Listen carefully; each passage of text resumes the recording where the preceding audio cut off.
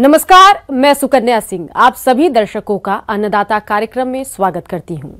किसान हमारे देश के अन्नदाता हैं और वे ही हमारे देश के भाग्य विधाता हैं। ऐसे ही भारतीय किसानों को खेतीबाड़ी से जुड़ी हुई बहुत सी नई लाभकारी जानकारियां देने के लिए हर रोज सुबह हम आपके साथ आते हैं। तो चलिए कार्यक्रम शुरू करने से पहले देखते हैं क्या है आज के अन्नदाता में। अधिक पैदावार के लिए करें चने की उन्नत विधि से बुआई। रोटरी स्लेशर यंत्र से करें धान की पराली का सही प्रबंधन।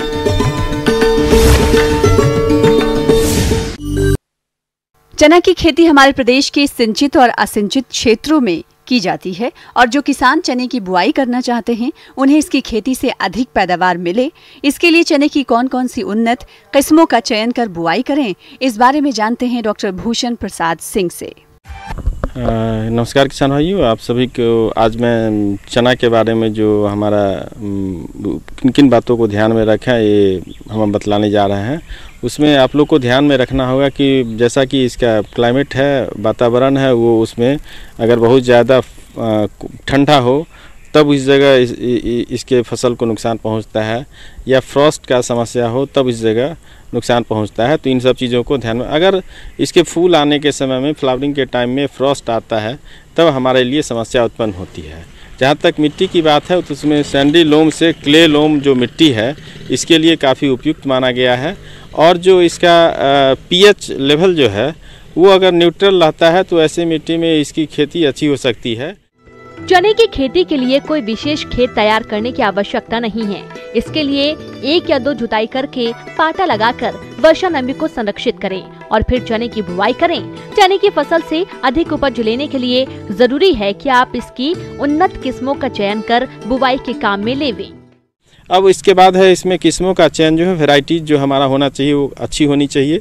उसमें आप पूसा 372 अच्छी वैरायटी है, आप ले सकते हैं। पुरानी वैरायटी है लेकिन काफ़ी अच्छा परफॉर्मेंस है, आप इन वैरायटी को ले सकते हैं। जाकी GNG 9218 और GNG 1581, GNG 1581 ये काफ़ी अच्छी वैरायटी है, आप इन सब वैरायटी को ले सकते हैं। JG 315 ये भी अच्छी किस्म है, आप इन किस्मों को लगा सकते हैं।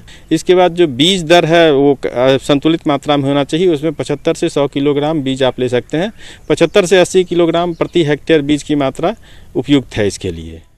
चने की फसल में उकठा रोग से भारी नुकसान होता है, तो इसके लिए आवश्यक है कि आप चने के बीजों को उपचारित करके बुवाई करें ताकि रोगों के कारण होने वाले इस नुकसान से बचा जा सके। बीज जब भी लगाएं, वैसे जनरली हमारा जो बीज आता है आप अगर खरीदते हैं तो वो उपचारित बीज रहता है, लेकिन उपचारित अगर आप कर लेते हैं खुद से भी, कोई भी फंगिसाइड लेके, जैसे कार्बेंडाजिम आप इसके लिए उपयुक्त मान सकते हैं, कार्बेंडाजिम से इसको उपचारित कर दें। और अगर कोई भी दलहनी फसल है जो पल्सेस क्रॉप के लिए हमारे पास जो है राइजोबियम कल्चर आता है, तो राइजोबियम कल्चर से अगर बीज को उपचारित करते हैं तो हमारा जो उसमें है नाइट्रोजन का जो लेवल है वो काफ़ी अच्छा हो सकता है। और जो हमारा वातावरण का नाइट्रोजन जो है उसको जो फिक्स करने में उसको वो ले सकता है, ये काफ़ी अच्छा हो पाता है इन फसलों के लिए। तो मेरे कहने का मतलब है कि राइजोबियम कल्चर से बीजों को उपचारित करना दलहनी फसलों के लिए काफ़ी उपयुक्त माना जाता है। तो आप इनको बीज को उपचारित करना है दोनों इंसेक्टिसाइड से भी और राइजोबियम कल्चर से। चने की बुवाई से पूर्व संतुलित मात्रा में उर्वरकों का प्रयोग करें जिससे चने की अच्छी बढ़वार हो और अधिक पैदावार मिल सके। इसके बाद जो कतार से कतार की दूरी है वो 30 सेंटीमीटर रखें और जो बीज से बीज की दूरी है वो 15 सेंटीमीटर होना चाहिए। और इसके बाद जो इसमें खरपतवार नियंत्रण आप मैकेनिकल भी कर सकते हैं और इसमें केमिकल यूज़ से भी कर सकते हैं। केमिकल वीडिसाइड में हमारे पास फ्लूक्लोडालिन है, पेंडेमेथिलीन है। फ्लूक्लोडालिन जो है 1 किलोग्राम प्रति हेक्टेयर, बेसलिन के नाम से आता है, 1 किलोग्राम प्रति हेक्टेयर आप इसको डाल सकते हैं। इन सब चीज़ों को अगर आप ध्यान में रखते हैं तो आपको तकरीबन 20 से 25 क्विंटल प्रति हेक्टेयर उपज की प्राप्ति हो सकती है। धन्यवाद। किसान भाइयों, अभी तक आपने खेती से जुड़ी हुई कुछ उपयोगी जानकारियां देखी। अब लेते हैं एक छोटा सा ब्रेक, जल्द ही लौटेंगे और कार्यक्रम में आगे भी है खेतीबाड़ी से जुड़ी हुई महत्वपूर्ण जानकारियां, तो बने रहिए हमारे साथ। ब्रेक के बाद आप सभी दर्शकों का अन्नदाता में स्वागत है। चलिए अब रुक करते हैं अगली कड़ी की ओर। आज के समय में कई उन्नत तकनीकियां आ गई हैं, जिसमें फसल कटाई के लिए कंबाइन हार्वेस्टर किसानों के बीच बहुत लोकप्रिय हुआ और बहुत तेजी से किसानों की जरूरत बन गई। इससे फसलों की कटाई आसान तो हो गई, लेकिन इस मशीन से कटाई के बाद फसल अवशेषों को जलाना हमारे वातावरण के लिए खतरा बन गया। इसे ध्यान में रखते हुए रोटरी स्लेशर यंत्र का विकास किया गया, जो पराली प्रबंधन के लिए अच्छा विकल्प है। आइए इसके बारे में जानते हैं कृषि इंजीनियर DK द्विवेदी से। ये जो हम आग लगा देते हैं धान के पुआल में, उससे बहुत भारी नुकसान होता है। अभी ये निर्धारित भी किया गया है कि जो भी कंबाइन हार्वेस्टर अभी यूज किए जाएंगे, उनमें इस तरह के यंत्र लगे होंगे जो कि भूसे को छोटे छोटे भाग में विभाजित करेंगे। इसकी वजह से आपको ये जो है, जो आगे नुकसान हो रहा था, आपको जुताई में परेशानी हो रही थी, वो परेशानी नहीं होगी और आप आराम से बुवाई का कार्य कर सकते थे। लेकिन किसान भाइयों, आप लोग ये पुरानी आदत में जो पड़े हुए थे, जो आप पुरानी नई आजकल नए कृषि यंत्रों का विकास होता जा रहा है। युग में जो वैज्ञानिक हैं वो काफ़ी अधिक मेहनत से काम कर रहे हैं और कृषि यंत्रों का विकास कर रहे हैं। तो इस कृषि यंत्रों के विकास के क्षेत्र में एक जो पुराना यंत्र है वो उसे मॉडिफाइड करके अभी डेवलप किया है नया फॉर्म में, जिसका नाम है रोटरी स्लेशर, जो कि खेत के बचे हुए कृषि अवशेष को छोटे छोटे टुकड़ों में बदल देते हैं। तो किसान भाई, आज हम जिस यंत्र पर चर्चा करने जा रहे हैं उसका नाम है रोटरी स्लेशर। रोटरी स्लेशर का विकास सरल तरीके से पराली प्रबंधन के लिए एक अच्छी पहल है। और भी बहुत से यंत्र हैं जो कि काफी महंगे हैं और छोटे और मध्यम किसानों की पहुंच से बहुत दूर हैं। ऐसे किसानों के लिए रोटरी स्लेशर कम लागत वाला बढ़िया विकल्प है। इसमें हम और आगे चलें तो इसमें 2 ब्लेड, 3 ब्लेड और 4 ब्लेड, एक रोटरी शाफ्ट के ऊपर, गियर बॉक्स के ऊपर 2 ब्लेड लगे रहते हैं, किसी में 3 ब्लेड और किसी में 4 ब्लेड। तो इस तरह से ये रोटरी मोशन में घूमता है, इसीलिए हम इसको रोटरी, और चूंकि कटाई का कार्य करता है इसलिए स्लैशिंग करके कटाई का कार्य करता है, इसलिए हम इसे रोटरी स्लेशर जो है नाम दिया गया है। और देसी भाषा में, आम बोलचाल की भाषा में किसान भाइयों, आप लोग जिसको चक्रा कहते हैं, चक्रा का अर्थ है कि गोल गोल घूमने वाला। अब इसमें 2, 3 और 4 ब्लेड की डिजाइन के ब्लेड लगे रहते हैं जो कि घूम करके काट देते हैं। अब हम इसको चलाने के लिए बात करें तो इसका मुख्यतः उपयोग धान या गेहूं काटने के बाद जो हमारा कृषि अवशेष है उसको छोटे छोटे टुकड़ों में परिवर्तित करके और मिट्टी में मिलाने के लिए उपयोगी होता है। इसमें हम इसको छोटे छोटे टुकड़ों में जो कृषि अवशेष है धान में वो बदल देते हैं, उसके बाद हम कल्टीवेटर या रोटावेटर चला करके ज़मीन में मिला देते हैं, जिससे कि हमारी खेत तैयार हो जाता है और बुवाई में सीड ड्रिल के अंदर टुकड़े नहीं फंसते हैं, बुवाई में आसानी होती है, मशीन भरती नहीं है। हम जो है इसको 1 घंटे में लगभग 1 एकड़ खेत का रोटरी वर्क कर सकते हैं। जो कटाई का वर्क है, जो पतली पतली फसल जो हमें छोटे छोटे टुकड़ों में परिवर्तित करना है, 1 घंटे में लगभग 1 एकड़ कर सकते हैं।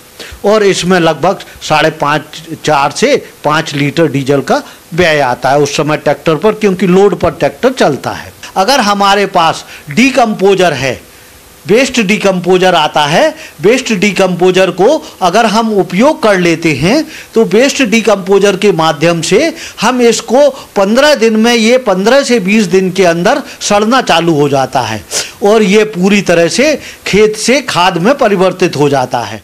CSSRI लखनऊ ने एक ऐसे जीवाणु की खोज की है जो लगभग 20 दिन में इन अवशेषों को डिकम्पोज करके नष्ट कर देता है।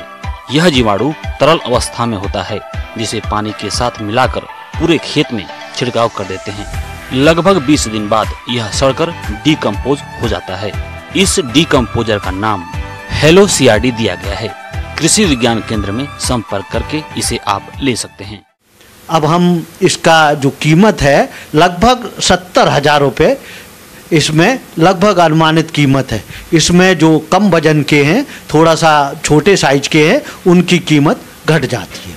साथ ही साथ किसान भाइयों, आपको उपयोगी जानकारी के लिए कृषि यंत्रों का प्रशिक्षण दिया जाता है। आप चाहें तो 3 दिवसीय प्रशिक्षण होता है। आप भ्रमण कर यहाँ जानकारी प्राप्त कर सकते हैं। आम के बाग एक निश्चित आयु के बाद फल देना कम कर देता है। ऐसे में किसान इस पुराने वृक्षों का जीर्णोद्धार कर उन्हें फिर से फलन के योग बना सकते हैं। इसके लिए खास तरीकों से वृक्षों की कटाई का काम किया जाता है, जिससे उनमें आगे चलकर फिर से अच्छा फलन शुरू हो जाता है। तो चलिए इसके बारे में जानकारी लेते हैं कृषि वैज्ञानिक डॉक्टर मुनेश्वर प्रसाद से। जब ये अपनी युवावस्था को प्राप्त कर लेता है और उसके बाद ये फलन कम होने लगता है और पौधे जो अपने वृद्धावस्था में जाने लगती है, तब हम इसके जीर्णोद्धार करते हैं कि वह पुनः युवावस्था को प्राप्त कर अपनी उत्पादकता को बनाए रखें। इस क्रिया को हम लोग जीर्णोद्धार कहते हैं। और ये जीर्णोद्धार की प्रक्रिया जो है आम के पौधे में, जो 40 साल के पौधे से ऊपर के होते हैं, उसमें करना लाभप्रद रहता है। तो इसका सही काटने का समय जो है नवंबर-दिसंबर का माह है। आम के पुराने, घने एवं आर्थिक दृष्टि से अनुपयोगी वृक्षों की सभी अवांछित शाखाओं को पहले चिन्हित कर लेते हैं। फिर दिसंबर माह में चिन्हित शाखाओं की भूमि सतह से लगभग 4 से 5 मीटर की ऊंचाई पर आरी से कटाई करते हैं। कटाई के लिए शक्ति चालित आरी अधिक उपयुक्त रहती है। सूखी, रोगग्रसित एवं पेड़ के बीच की घनी शाखाओं को काटकर निकाल देते हैं। लेकिन काटने के पहले पुराने वृक्ष में इतने मोटे तने होते हैं कि काटने के समय में ये ध्यान रखना चाहिए कि वो पौधे को काटने के बाद वो फटे नहीं और पौधे को नुकसान भी ना हो, दूसरी डालियों को नुकसान भी ना हो। तो इस तरह से इसके कटाई की जाती है। कटाई करते समय ये सावधानी अवश्य रखनी चाहिए कि अनावश्यक रूप से शाखाओं का निचला भाग फट न जाए। इसलिए पहले आरी से नीचे की तरफ लगभग 15 से 20 सेंटीमीटर कटाई कर फिर टहनी के ऊपरी भाग से कटाई करते हैं। कटाई के तुरंत बाद 1 किलोग्राम फफूंदीनाशक कॉपर ऑक्सीक्लोराइड और 250 ग्राम अरंडी का तेल उचित मात्रा में पानी में मिलाकर तैयार लेप करें और लेप शाखाओं के कटे हुए भाग पर लगाएं, ताकि सूक्ष्म जीवाणुओं तथा रोगों का संक्रमण न हो सके। जब हम कटाई कर लेते हैं तो कटाई के तुरंत 1 दिन के अंदर में उसकी सारी डालियों को उस जगह से हटा करके दूसरे दूर जगह पर रखना जरूरी है। जरूरी इसलिए है कि उस पौधे से एक तरह का गंध निकलती है, जिससे कि आम के तना छेदक कीड़ों का प्रकोप उसमें होने की संभावना रहती है। इसको निकालने के बाद ये पूरे पौधे को चूने और ब्लू कॉपर के घोल से इसको पुताई कर देते हैं। 1 लीटर का जो चूना का घोल है उसमें 2 से 3 मिलीलीटर क्लोरीपैरीफास दवा का घोल और 3 ग्राम कॉपर ऑक्सीक्लोराइड या ब्लू कॉपर का दवा मिला करके उसको पूरा पुताई कर देते हैं, जिससे कि उसमें बाहर से एक कवच का बन जाए और उस पर कोई भी रोग और कीड़ों का प्रकोप न हो। जीर्णोद्धार के लिए आम वृक्षों की कटाई बाग की एकांतर पंक्तियों में करनी चाहिए, जिससे बागवानों पर आर्थिक प्रभाव कम पड़ता है। इसके तुरंत बाद ये देखा जाता है कि और उसकी हल्की सिंचाई करने भी आवश्यकता है कटने के बाद। और फरवरी माह में, क्योंकि फरवरी माह के बाद इसके पत्ते और कल्ले निकलना शुरू होगा, उस समय उसको पोषक तत्व प्रबंधन करना अति आवश्यक है। इसमें हम यूरिया लगभग 2 से 2.5 kilogram, single super phosphate 3 kilogram और पोटास 1.5 किलोग्राम की मात्रा का प्रयोग करते हैं। लेकिन फरवरी माह में हम यूरिया का आधा ही प्रयोग करते हैं, लगभग 1.25 किलो प्रयोग करेंगे और सिंगल सुपर फास्फेट 3 किलोग्राम और म्यूरेट ऑफ पोटास 1.5 किलोग्राम का प्रयोग करेंगे। जब जुलाई में जब बरसात की शुरुआत होने लगती है, उस समय हम शेष यूरिया का प्रयोग करेंगे और उसी समय में हम लगभग 1 से 1.25 क्विंटल गोबर का खाद का प्रयोग करेंगे। आम के बागों की सामयिक निराई गुड़ाई करते रहना चाहिए। समुचित देख रेख के अभाव में काटे गए वृक्ष तनाभेदक कीट से ग्रसित हो जाते हैं। इनकी रोकथाम के लिए कीट द्वारा बनाए गए सुराख में लोहे की पतली तीली डालकर कीड़ों को निकालकर नष्ट कर देते हैं, या कीटनाशी में भीगे रुई के फाहों को छेद में रखकर छेद को गीली मिट्टी से बंद कर देते हैं। इस प्रकार इस कीट का नियंत्रण किया जा सकता है। इसके बाद जब ये पौधे में से कल्ले बहुत ज़्यादा आने लगते हैं कल्ले जब ज़्यादा आ जाएंगे तो उसको विरलीकरण भी ज़रूरी है, उसकी छटाई कटाई भी करनी ज़रूरी है। नहीं तो ज़्यादा संख्या में आने के बाद वो पौधे की जो डायरेक्शन है या पौधे का जो विन्यास है उसको हम सही रूप से नहीं रख पाएंगे। इसीलिए हम लोग शुरुआती दौर में 8 से 10 कल्ले ही रखते हैं और फिर धीरे धीरे पुनः करके चारों दिशा में हम लोग 4 कल्लों का ही विकास करने के लिए देते हैं, जिससे कि वो पौधे अपनी आकार को ले सके, छत्रकनुमा आकार को ले सके। नव सृजित कल्लों को पत्ती खाने वाले कीट अधिक क्षति पहुंचा सकते हैं। इसके लिए कार्बोरिल कीटनाशी दवा 3 ग्राम प्रति लीटर पानी में घोल बनाकर 10 से 12 दिन के अंतराल पर 2 बार छिड़काव करें। साथ ही पर्ण धब्बों की रोकथाम के लिए कॉपर ऑक्सीक्लोराइड 3 ग्राम प्रति लीटर पानी में घोलकर छिड़काव करें। पालक हो गया, बोधी हो गया, बोरा हो गया, इन सभी चीज़ों की खेती कर सकते हैं, जिससे कि हमें उस जो बीज का अंतराल है उसमें अच्छा हमको उत्पादकता मिल सके। आगे और भी बार फिर से आप सभी दर्शकों का अन्नदाता कार्यक्रम में स्वागत है। बढ़ते हैं अगली प्रस्तुति की ओर। मौसम के अनुसार प्रबंधनों पर ही टिकी है आपकी खेतीबाड़ी, इसलिए मौसम पूर्वानुमान और उस पर आधारित साप्ताहिक कृषि सलाह इस प्रकार है। ग्रामीण कृषि मौसम सेवा, भारत मौसम विज्ञान विभाग, स्वामी केशवानंद राजस्थान कृषि विश्वविद्यालय बीकानेर राजस्थान के द्वारा भेजे गए मौसम पूर्वानुमान के आधार पर किसान भाइयों को सलाह दी जाती है कि आगामी 5 दिनों में मौसम साफ रहने और कहीं कहीं पर हल्के तथा मध्यम बादल दिखने की संभावना है। इस दौरान तापमान 24 से 27 डिग्री सेल्सियस और न्यूनतम तापमान 10 से 13 डिग्री सेल्सियस के मध्य बने रहने की संभावना है। गेहूं की बुआई के समय 22 किलोग्राम डीएपी तथा 24 किलोग्राम यूरिया प्रति बीघा की दर से आधार खाद के रूप में खेत में मिलाएं। गेहूं की बिजाई हेतु खेत की गहरी जुताई करके रोपनी लगावें। बतर आने पर 2 जुताई करके खेत को बिजाई के लिए तैयार करें एवं दीमक कीट की रोकथाम के लिए 100 किलोग्राम बीज को 400 मिलीलीटर क्लोरोपाइरीफास दवा या 200 मिलीलीटर इमिडाक्लोप्रिड दवा को 5 लीटर पानी में घोलकर बीजों को अच्छी तरह से उपचारित करें। गेहूं में समय से बिजाई करने के लिए उन्नत किस्में जैसे DPW 621-50, WH 1105, WH HD 3086, राज 4037, PBW 343, PBW 502, PBW 550, DBW 17, HD 2967, HD 2329, राज 3077, राज 1482 आदि प्रमाणित किस्मों का चयन करें। बीज 25 किलोग्राम प्रति बीघा की दर से प्रयोग करें। जौ की बिजाई के लिए सिफारिश की गई उन्नत किस्मों का प्रयोग करें। इसके लिए उन्नत किस्में RD 2052, RD 2035, RD 2660, RD 2552 एवं RD 2592 आदि किस्मों का प्रयोग करें। अन्नदाता हेल्पलाइन निशुल्क फोन संपर्क सेवा के माध्यम से आपके द्वारा पूछे गए प्रश्नों में से 1 या 2 महत्वपूर्ण प्रश्न को हम अपने कार्यक्रम में शामिल करते हैं। इसी के तहत आज का चयनित प्रश्न और उसका जवाब इस प्रकार है। अन्नदाता कार्यक्रम में आज जो प्रश्न हमने शामिल किया है उसे पूछा है गांव झबरा जिला जैसलमेर से रामानंद सिंह ने। आपके पशुओं में गलघोंटू रोग की समस्या है और आप इस रोग से बचाव के बारे में जानकारी चाहते हैं। तो रामानंद सिंह जी, आपकी जानकारी के लिए देखिए कार्यक्रम का यह अंश।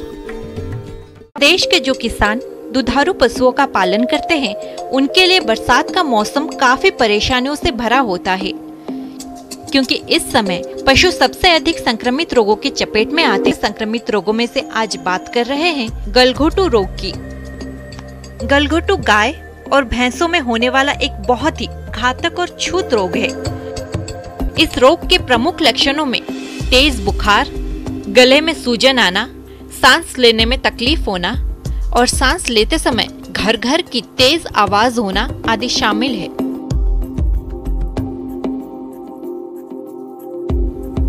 इस रोग में कई बार बिना किसी स्पष्ट लक्षणों के ही पशु की अचानक मृत्यु हो जाती है। इस रोग से बचाव के लिए रोग निरोधक टीके लगाए जाते हैं। पहला टीका 3 माह के आयु में, दूसरा 9 माह की अवस्था में और उसके बाद हर साल ये टीका लगाया जाता है। ये टीके कई पशु चिकित्सा संस्थानों में निशुल्क भी लगाए जाते हैं। अगर पशु इस रोग की चपेट में आ जाए तो उसे अन्य स्वस्थ पशुओं से अलग रखें और तुरंत ही पशु चिकित्सक को दिखाना चाहिए। सही समय पर उपचार दिए जाने पर रोगग्रस्त पशु को बचाया जा सकता है। इसके अलावा पशुशाला की नियमित सफाई और समय समय पर रोगाणुनाशक दवाएं जैसे फिनाइल या दूसरी दवा के घोल से उनकी धुलाई आवश्यक है। साफ बर्तन में ताज़ा पानी भरकर मवेशी को पीने को दें। मवेशियों के शरीर की सफाई पर पूरा ध्यान दें। साथ ही पशुओं के आहार में दाना मिश्रण के साथ विटामिन और खनिज लवण का समावेश करें। आइए अब एक नजर डालते हैं राज्य के कुछ चुनी हुई मंडियों के प्रमुख फसलों के बाजार भाव पर।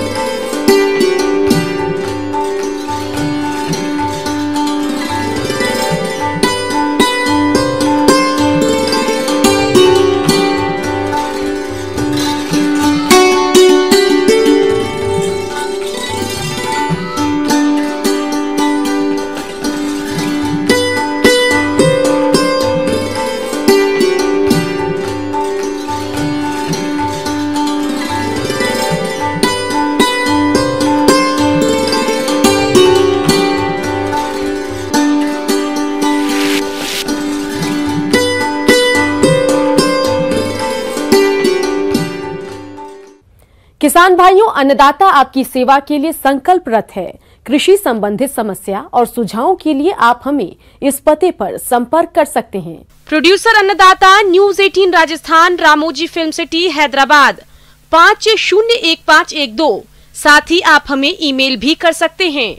हमारा ईमेल है p18annadaata@nw18.com। इसके अतिरिक्त आप हमें निशुल्क हेल्पलाइन नंबर 18004192 पर सोमवार से शनिवार सुबह 10 से शाम 4 बजे के बीच संपर्क कर सकते हैं। किसान भाइयों, अब समय हो रहा है आपसे विदा लेने का, तो हमारी अन्नदाता टीम को दीजिए इजाजत। कल फिर आपसे मुलाकात होगी कृषि संबंधित कुछ और महत्वपूर्ण जानकारियों के साथ। नमस्कार।